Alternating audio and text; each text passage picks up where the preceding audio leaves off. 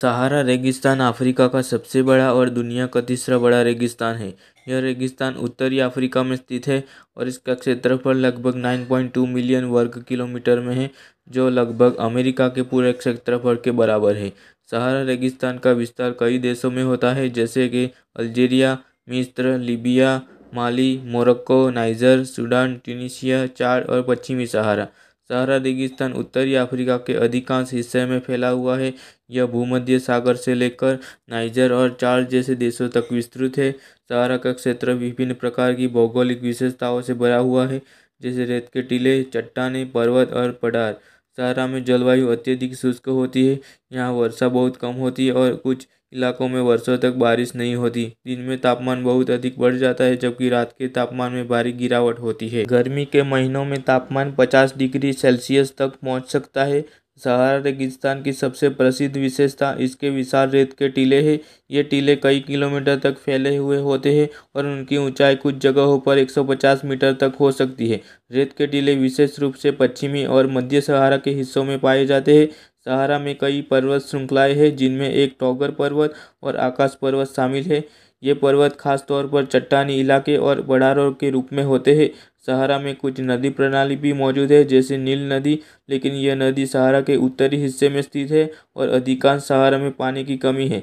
सहारा में जीवन की स्थिति बहुत कठिन है, लेकिन यहाँ कुछ विशेष प्रकार के जानवर और पौधे पाए जाते हैं जो इस शुष्क जलवायु में जीवित रहने के लिए अनुकूलित है। यहाँ ऊंट, फॉक्स, कुछ प्रजातियों के सरीसृप और गिनी मुर्गा जैसे पक्षी पाए जाते हैं। इसके अलावा कुछ कांटेदार पौधे और कागजी पौधे जैसे कि सेक्टस भी सहारा में उगते हैं। सहारा में कई आदिवासी जनजातियां रहती है, जो मुख्य रूप से ऊँटों और अन्य जानवरों के साथ जीवन यापन करती है।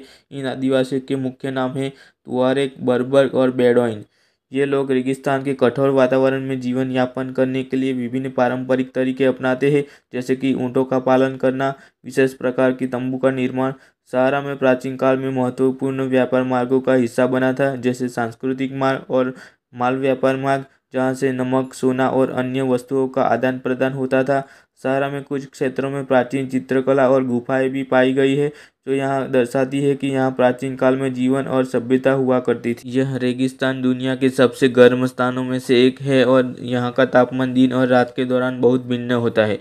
सहारा रेगिस्तान में दिन के समय तापमान बहुत ज़्यादा बढ़ सकता है। गर्मी के महीनों में जून से अगस्त के बीच तापमान 40 डिग्री सेल्सियस से लेकर 50 डिग्री सेल्सियस तक पहुंच सकता है। यह तापमान कभी कभी 50 डिग्री सेल्सियस से भी ऊपर चला जाता है, विशेषकर जब सूर्य की किरणें सीधी होती है। सहारा में दिन के समय अत्यधिक गर्मी के बावजूद रात के समय तापमान में ज़बरदस्त गिरावट आती है। रात के समय तापमान 0 डिग्री सेल्सियस से लेकर 10 डिग्री सेल्सियस तक गिर सकता है। यह तापमान में परिवर्तन इस वजह से होता है क्योंकि रेगिस्तान में आर्द्रता बहुत कम होती है, जिससे रात में गर्मी का संचार नहीं रहता और तापमान जल्दी गिर जाता है। गर्मी के महीनों में सहारा का तापमान बहुत अधिक होता है। सर्दी के महीनों में तापमान में गिरावट आती है। सहारा के तपते हुए वातावरण के पीछे मुख्य कारण उसकी भौगोलिक स्थिति है। यह रेगिस्तान भूमध्य रेखा के पास स्थित है, जहाँ सूर्य की सीधी किरणें पड़ती है, जिससे यहाँ अत्यधिक गर्मी होती है। इसके अलावा सहारा में वर्षा का अभाव है, जिससे गर्मी को अवशोषित करने वाली आर्द्रता कम रहती है और तापमान में भारी उतार चढ़ाव होता है। सहारा में साल भर में औसत केवल 3 सेंटीमीटर से भी कम वर्षा होती है। कुछ हिस्सों में तो कई सालों तक कोई वर्षा नहीं होती।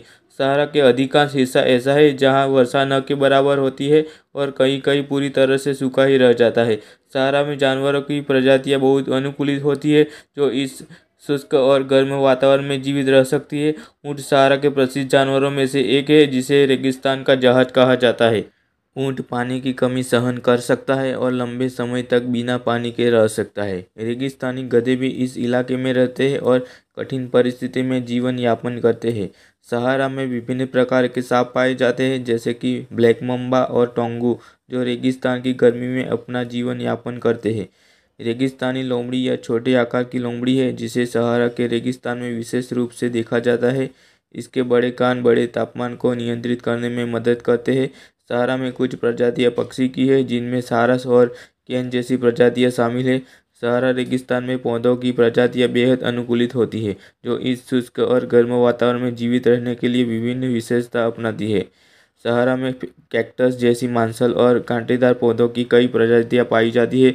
ये पौधे पानी को अपने तनों और पत्तियों में संचित करते हैं और लंबे समय तक बिना पानी के जीवित रह सकते हैं। सीसल और आलू जैसी प्रजातियां भी यहाँ पाई जाती है। ये पौधे पानी की कमी के बावजूद अपनी मांसल संरचना के कारण जीवित रहते हैं। बबूल के पेड़ सहारा के कुछ हिस्सों में पाए जाते हैं। इनकी जड़ें गहरी होती है जिससे ये भूमिगत जल स्रोतों तक पहुँच सकते हैं। नमी सहिष्णु झाड़ियाँ भी पाई जाती है। इन झाड़ियों के पत्ते छोटे और मोटे होते हैं जिससे जल वाष्पीकरण कम होता है। सहारा में कुछ तिनके और घास की प्रजातियां पाई जाती है जो गर्मी और सूखे में भी जीवित रह सकती है, जैसे कि स्पीरी। सहारा में कांटेदार पौधे जैसे सहारा कांटा भी होते हैं जो रेगिस्तान में तेज गर्मी और सूखे में जीवित रहते हैं। चूहे, शाही और कछुए जैसी छोटी प्रजातियां भी यहाँ के रेगिस्तान में पाई जाती है। ये जानवर दिन के तापमान में बचने के लिए रात में अधिक सक्रिय रहते हैं। सहारा रेगिस्तान का पारिस्थितिक तंत्र बहुत ही कठोर होने के बावजूद यहाँ कई अनुकूलित पौधे और जीव जीवन यापन करते हैं। इनका जीवन विशेष रूप से शुष्कता, अत्यधिक तापमान और जल की कमी के बावजूद समायोजित हुआ है।